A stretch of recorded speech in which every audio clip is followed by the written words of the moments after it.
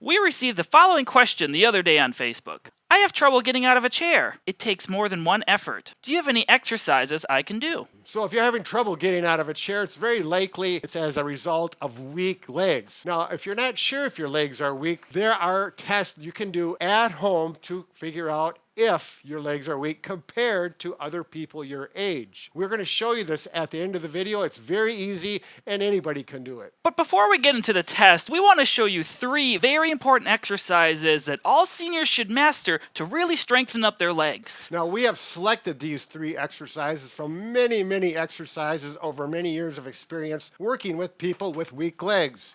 So we think you'll enjoy them and they'll work very well. We think these 3 exercises are perfect because they are good for beginners as well as advanced individuals. You don't need a gym, weights, or bands. You will strengthen each side equally. The exercises are functional.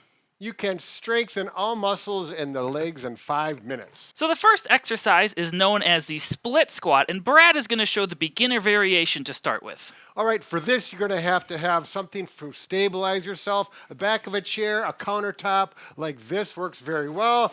One foot is in front, the other foot is back about this distance, and go down slowly. When you feel like you're down enough, go up. Your hands are there just to assist, but they're there to protect in case you would go down because you overdid it. So 10 of these with your left leg forward, and switch and do 10 of these with your right leg forward. It's an excellent leg exercise. Now to the intermediate version. For the intermediate variation of the split squat, I'm just going to hold on to a stick or cane for balance. If you need a countertop still, that is fine. The purpose of this exercise is to go the full range of motion now, bringing this leg all the way down to the floor. If your knee is kind of sensitive there, you can certainly put a pillow down there for some protection, and now it feels nice and soft. Again, you're going to want to do 10 repetitions. Notice I'm holding the pole on the opposite side of the leg that is forward.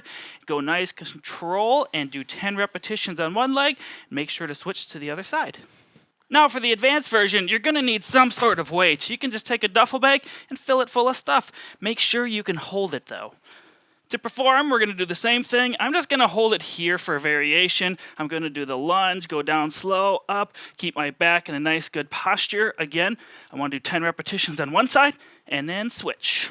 So the second exercise is for the anterior tibialis. It's a muscle that is actually right here, Mike. As they go up and down, Mike, you can actually see the muscle belly work right there. It's very critical for walking and balance. Go ahead, Mike. So for beginners, if you struggle to do the standing, you could start in a seated position. We're going to try to do 20 repetitions, and you can do it throughout the day, morning, midday, and evening. Okay, the second and more advanced version for this is stand about 12 inches from the wall. You'll put your feet like this, your buttocks and your back up against the wall, and then you simply pull your toes up as far as you can and back down. That's 1 repetition. Now to make it more difficult, you simply bring your feet farther away from the wall and easier closer to the wall. One word of warning, if you start going farther out, it's important that you have shoes on so they grip to the floor so they don't slip out and you end up falling. So it's really critical. It's nice if you want to have something to grip like a cane or a chair,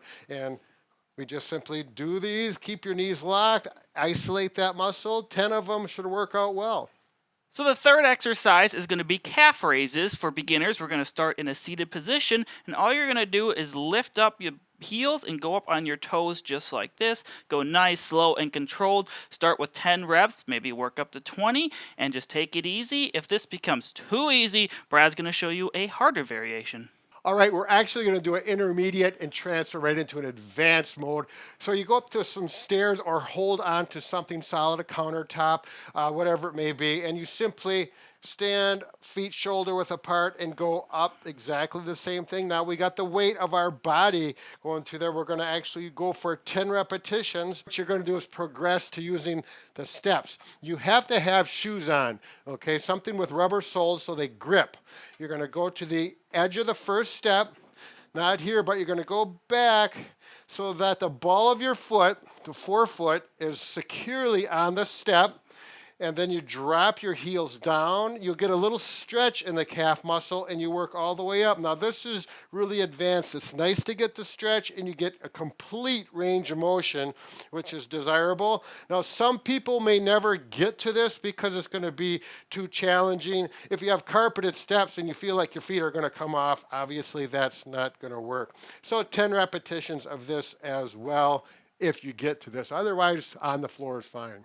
Now we're going to move on to the testing portion of the video. This is called the 30-second sit-to-stand test, and Brad is going to show you how to set it up. All right, so this is an official test. They've done this in studies. We're going to go through the actual setup, so it's the way they do it in the studies. First of all, you need a good chair without arms. It needs to be solid, and even with it being solid, still put to the back so it's up against the wall. It assures more stability. The height of the seat pan to the floor should be 17 inches. Now, you can measure that. This chair is actually a little taller than 17. It's okay because you're not going to buy a new chair for the test. Just when you do the next test, use the exact same chair, so it's all relative. So once you have the proper chair set up, in order to do the test, you want to sit off the back of the chair with a straight back like this. Do not lean back against the chair like this way. Again, I want my feet shoulder width apart for optimal standing position. The hands, you're going to cross at the wrists and place on your chest like this. Again, you're not using your arms. If you use your arms, you get a score of 0. So we're going to get a proper position. Now we're going to stand. You have to stand all the way up with straight knees. This is not count as a full repetition. I'm not standing all the way up. Also, when you're sitting down, don't just fall into the chair. That does not count either. You need to be controlled. Now, what you're going to do is you have 30 seconds to do as many proper sit-to-stands as you can.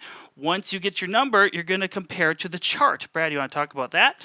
Sure. So you get your number. If you cannot do 30 seconds worth, you're too tired, just stop and you'll use that number. The chart is going to be categorized in age groups starting at 60 to 65 or whatever the chart says, and you look over in your age group, compare what the average number is. It's not one number. There's a range, and see where you're at. That's not too important. What is important is after you do the exercises for a week, go back and repeat the same test the same way, and you're going to find out that you will get stronger as a result of doing these exercises the way we said to. Okay, for those people who cannot stand up without help of the armrest, your score is 0, but that's okay. There's going to be a number of people like that. It doesn't mean that you're a 0. Your score is. Do the exercises as we explained, and in a week, come back and do it. You may find you can do the exercise with your arms crossed and without using the chair. The whole point is that you get stronger. So if you found this video helpful, we do have other videos on leg strengthening, so we'll link that down below, pinned to the top comment, and you can check out that video as well. That's right. It's another wonderful video, and get stronger, be happy, and let's go.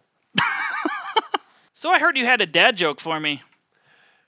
Yes, my wife said I should do lunges to stay in shape. Why? That would be a big step forward. Oh my gosh.